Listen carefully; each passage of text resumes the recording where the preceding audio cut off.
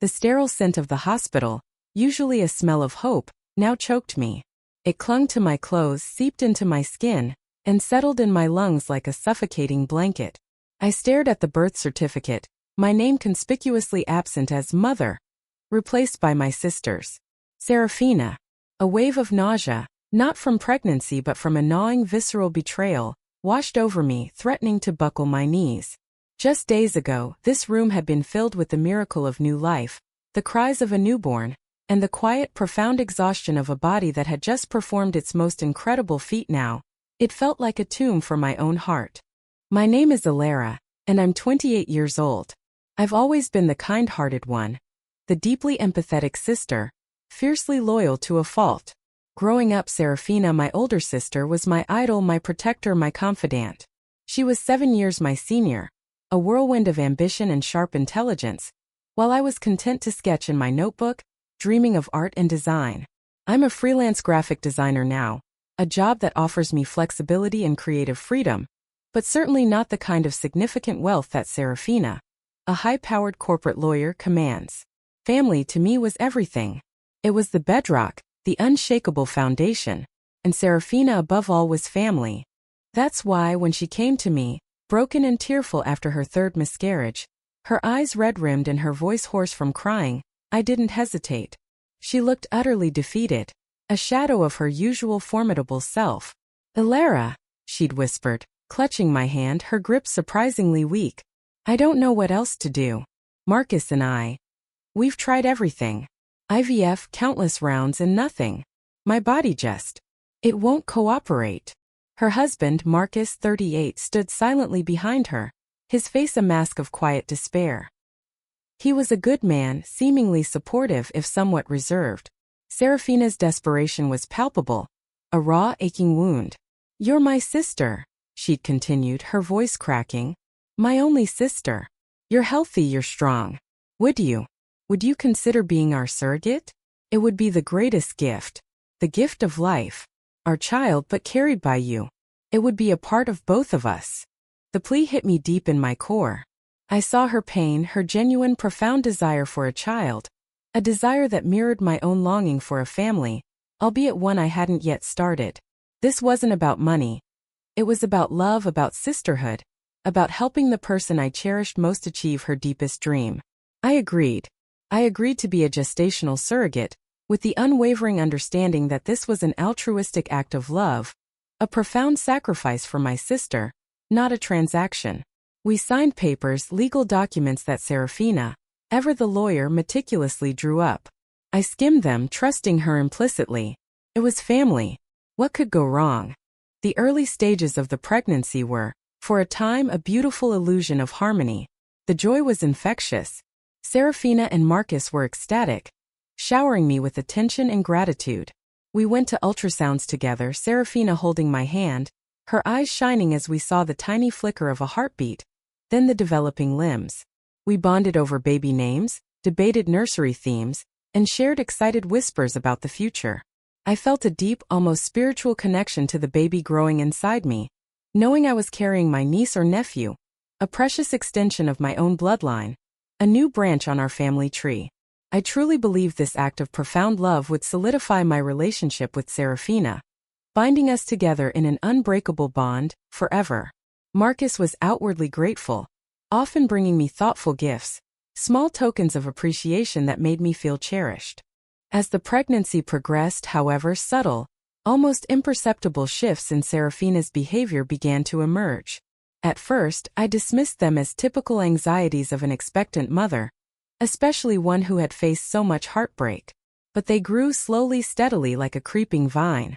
She became increasingly controlling, dictating my diet with an almost obsessive precision. "Are you sure that organic kale smoothie has enough folic acid, Alara?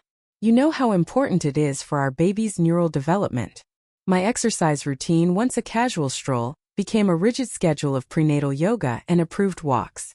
Even my social life came under scrutiny. "Are you really going to that concert? The noise levels might stress the baby." The emphasis on our baby or the baby started to feel less like shared joy and more like possessive ownership.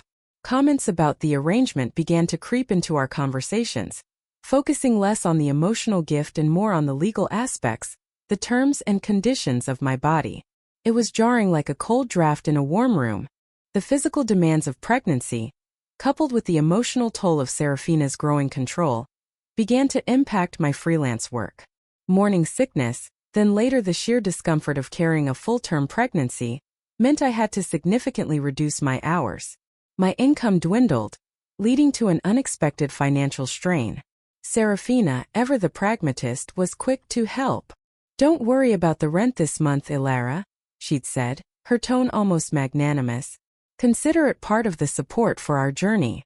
She offered to cover some of my medical copays, even groceries, subtly creating a sense of financial obligation, a silent ledger of debts I was accumulating. It felt less like generosity and more like a tightening leash. The emotional distance between us grew, becoming a chasm. Visits became less frequent, and when they did happen, conversations revolved solely around the baby's health, my weight gain, or upcoming appointments. The sisterly warmth, the easy laughter we once shared, faded into a polite, strained formality. I felt increasingly like an incubator, a vessel, rather than a beloved family member. My role, once a profound act of love, was slowly being reduced to a biological function. Marcus, too, became noticeably more withdrawn. His supportive demeanor morphed into a quiet, almost haunted silence. He avoided eye contact with me, and whenever Serafina made a particularly demanding or dehumanizing comment, he would simply look down, his hands clasped tightly, hinting at an underlying discomfort or even complicity. His silence was deafening, a betrayal in itself. I tried to catch his eye, to appeal to the kind man I thought I knew, but he seemed to shrink, unable or unwilling to intervene. Then came the first real red flag, a moment that pierced through the fog of my trusting nature. It was late in my second trimester, and Serafina casually mentioned a minor amendment to the surrogacy contract. "Just a formality, darling," she chirped, her voice light, as if discussing the weather. "Something about unforeseen complications. Just in case." She presented a single page, highlighting a new clause stating that any unforeseen complications, or deviations from agreed-upon care, could result in Ilara being liable for medical costs. I vaguely remembered signing off on a stack of documents early on, a blur of legal jargon, trusting Serafina implicitly to have my best interests at heart. But this felt different. This felt predatory. My stomach churned, a cold dread seeping into my bones. "Unforeseen complications?" I asked, my voice thin. "Like what?" She waved a dismissive hand. "Oh, if you decided to go skydiving or something ridiculous. Just standard legal boilerplate, Ilara. Don't be dramatic." But it wasn't dramatic. It was a crack in the foundation, a glimpse into something far more sinister than I had ever imagined. The trust one had so freely given was eroding, replaced by a chilling suspicion. The birth was physically exhausting, a grueling marathon that left me utterly depleted. But the moment they placed the tiny, squalling bundle on my chest, all the pain, all the discomfort melted away. She was beautiful, a perfect miniature human, her tiny fingers curling around mine. I bonded instantly, a primal, undeniable connection that transcended any legal document. I whispered promises to her, promises of love and protection, even knowing she wasn't mine to keep. Serafina, however, was strangely detached. She watched from a distance, her expression less joy and more praisal. She quickly whisked the baby away, her focus entirely on her new role as mother, barely acknowledging my exhausted state. The nurses, sensing the awkward tension, offered me sympathetic glances. Days later, still recovering, my body aching and my heart yearning for the baby, I called Serafina. "Can I come over?" I asked, my voice hopeful. I want to see her. Hold her." There was a pause, a beat of silence that stretched into an eternity. Then her voice, cold and sharp as a shard of ice, cut through the phone line. "Ilara," she began, her tone devoid of any warmth. "Let's be clear. You were just a womb for hire. You fulfilled your contractual obligation. Now it's time to move on." The words hit me like a physical blow, stealing the air from my lungs. Womb for hire. The phrase echoed in my head, dehumanizing, reducing my profound act of love to a mere transaction. She used legalistic, clinical language, making it horrifyingly clear that she saw me as a vessel, a biological tool, not a beloved family member. Marcus was in the background. I could hear his muffled voice, but he remained silent, complicit in her cruelty. My world tilted on its axis. The betrayal was complete, absolute. Devastated and enraged, I tried to fight back, to assert my emotional rights, my undeniable connection to the baby I had carried for 9 months. Serafina, how can you say that? We're sisters. This was an act of love, not some business deal. My voice cracked, tears blurring my vision. We agreed this was altruistic. You promised. But she was unmoved, a wall of ice. Promises are irrelevant, Alara. The contract is what matters. And the contract clearly states your role. You have no parental rights, no claims. It's over. Desperate for support, for anyone to understand, I reached out to Aunt Beatrice. My great-aunt, Serafina, and my mother's aunt, was an eccentric but sharp-witted woman in her late 70s. She lived a quiet life in a cluttered Victorian house filled with books and antique trinkets, but she had a surprisingly vast network of connections, a keen eye for human nature, and a memory like a steel trap. I poured out my heart, the raw pain of Serafina's words, the feeling of being discarded. Aunt Beatrice listened patiently, her gaze piercing. When I finished, she sighed, a long, weary sound. Oh, Alara, my dear. I feared this. My blood ran cold. What do you mean, Aunt Beatrice? She pushed a teacup towards me, her hands surprisingly steady. Years ago, when Serafina first started talking about her fertility struggles, she confided in me.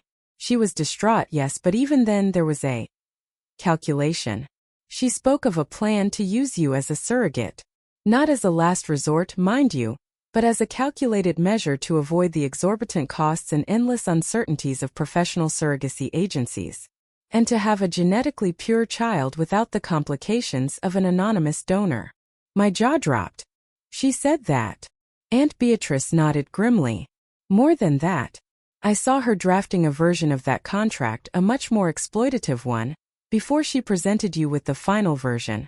I tried to warn you, Alara.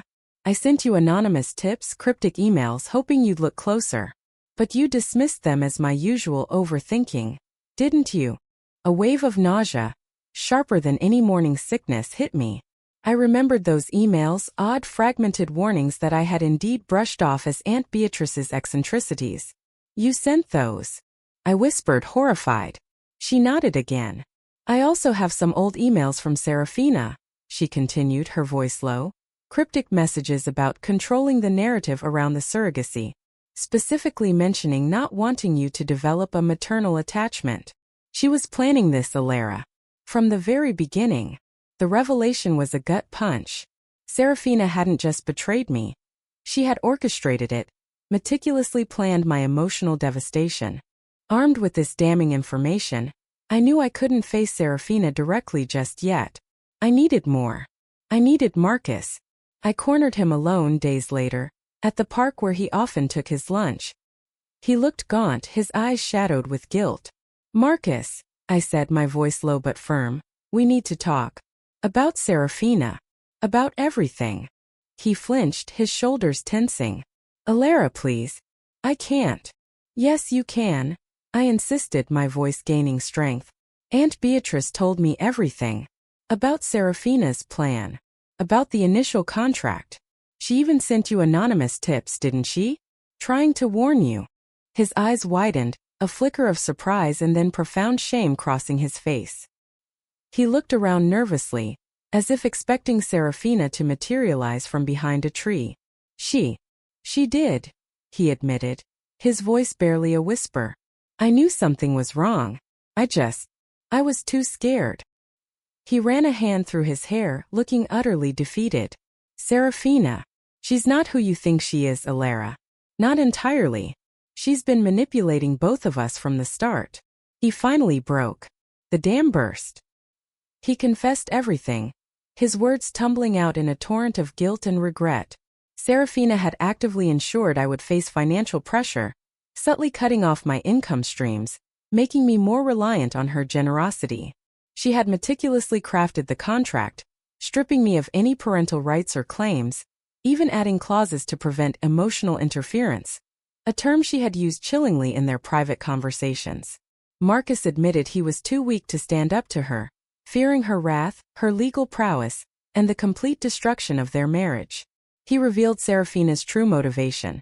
Not just a baby, but a perfect baby born of her own family lines, controlled entirely by her, without the legal complexities and public scrutiny of commercial surrogacy agencies. He also confessed that Serafina had specifically doctored some of the shared joy messages and photos she sent to their family and friends during the pregnancy. She had carefully curated an image of a devoted, loving sister, while simultaneously isolating me, making sure I felt like an outsider and employee. He showed me screenshots of texts where she instructed him to manage Alara's expectations and remind her of the agreement's boundaries. The cold, calculating nature of her deception was breathtaking. It wasn't just a betrayal. It was a calculated long-term campaign of emotional exploitation. I felt a cold fury, a righteous anger that finally eclipsed the pain. This wasn't just about me anymore. This was about justice. The confrontation was inevitable. A storm that had been brewing for months, finally ready to break. I chose a family gathering, a seemingly innocuous Sunday brunch at our parents' house. It was a setting Serafina would least expect, a place where her carefully constructed facade would be most vulnerable. As she regaled our relatives with tales of motherhood, her voice saccharine sweet, I felt a surge of resolve. When she paused for breath, I stepped forward, my voice clear and steady, cutting through the polite chatter. Serafina, I began, we need to talk. Not about the baby's latest milestone, but about the truth behind her arrival. A hush fell over the room. All eyes turned to me, then to Serafina, who stiffened, a flicker of alarm in her eyes. Alara, what are you doing? This is hardly the time. Her voice was tight, a warning. The time is now, I countered, pulling out my phone. Aunt Beatrice has some old emails you might find. Illuminating. I showed her the cryptic messages, the ones about controlling the narrative and preventing maternal attachment. Her face paled, a mask of shock and fury replacing her composure. Those are fabricated, she hissed, her lawyer's instincts kicking in. Aunt Beatrice is senile. But Aunt Beatrice, seated calmly in her armchair, simply raised an eyebrow. Are they, dear? Funny, they seem to have your distinct legal phrasing. Then I turned to Marcus. And Marcus, I said, my gaze unwavering, perhaps you'd like to share what you've learned about Serafina's plan to avoid exorbitant costs and complications with professional agencies? Marcus, looking utterly miserable, swallowed hard. The silence in the room was deafening. He glanced at Serafina, then back at me, a silent battle raging within him. Finally he took a shaky breath. Alara's right, he mumbled, his voice hoarse. Serafina. She planned this. She manipulated Alara, and she manipulated me. She wanted a baby, yes, but she wanted a perfectly controlled situation, without any messy emotional attachments or financial risks. He then pulled out his own phone, showing the screenshots of Serafina's texts, the cold instructions to manage Alara's expectations. The damning evidence laid bare for our entire family to see. Serafina's facade shattered. Her eyes, usually so calculating, now blazed with a raw, unadulterated rage. She lunged at Marcus, her hand raised, but he recoiled. You traitor! She shrieked, her voice cracking, losing all semblance of her usual polished demeanor. You're both insane. This is a conspiracy. She tried to bluster and deny, leveraging her legal expertise to twist the facts, to discredit us. She spoke of breach of contract, defamation, and emotional instability. But the weight of the evidence, particularly Marcus's unexpected betrayal and the exposure of her cold, calculating nature, was too much. The caring sister image she had so carefully constructed over decades crumbled into dust. Our parents, heartbroken and bewildered, could only watch, their faces etched with despair. The karma struck swiftly and brutally. Word of Serafina's actions, fueled by Aunt Beatrice's quiet strategic concerns, whispered to various family members and mutual acquaintances, spread like wildfire. Her reputation as a compassionate professional and loving sister was irrevocably damaged. Her legal firm, which prided itself on ethics and integrity, began an internal investigation after rumors surfaced, impacting her career. Clients started to discreetly pull away. The carefully cultivated network she had built over years began to unravel. Marcus, unable to live with the guilt and the horrifying revelation of Serafina's true nature, announced he was leaving her. He filed for divorce, further isolating her, taking with him not just his presence but also the last vestiges of her public image as a devoted wife. He even offered to help me legally, providing further evidence of Serafina's manipulative intent, though I declined, not wanting a protracted legal battle. The public, or at least our immediate community, now saw her not as a wronged woman desperate for a child, but as a calculating manipulator who had exploited her own sister. I didn't seek custody of the baby. That was never my intention. My fight was not to take the child from Serafina, but to reclaim my narrative, to expose her deception, and to assert the truth of my altruistic act. I made a statement not on social media, but through a carefully worded conversation with key family members and trusted friends, explaining my side of the story. I spoke of love, of sacrifice, and of the profound pain of betrayal. I didn't seek sympathy. I sought understanding and acknowledgement of the truth. I simply stated the facts, letting Serafina's own actions condemn her. The lasting results of that day rippled through our lives. Serafina, though she had the baby she so desperately wanted, lost everything else. Her marriage was over, her reputation in tatters, and her once soaring legal career took a significant, perhaps irreparable hit. She was ostracized by many in our family and social circle, left to raise her child in a gilded cage of her own making, her joy likely tainted by the isolation and the knowledge of how she achieved it. I, Alara, had undergone immense emotional pain, a crucible that had tested my very spirit. But I emerged stronger, more self-aware, and with a clearer understanding of true love and manipulation. I reclaimed my agency, my sense of self-worth, and my voice. I established healthy boundaries with family members who had supported Serafina or remained silent, choosing to invest my energy in relationships built on genuine trust and respect.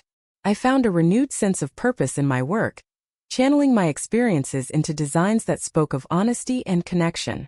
I even considered, briefly, advocating for ethical surrogacy practices, using my story to ensure others wouldn't suffer the same fate.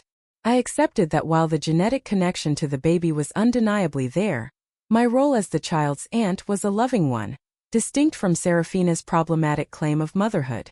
Marcus, on his path to redemption, facilitated some limited, supervised contact with the baby, ensuring the child would know of my existence, not as a womb for hire, but as a loving aunt who had once carried her with profound love.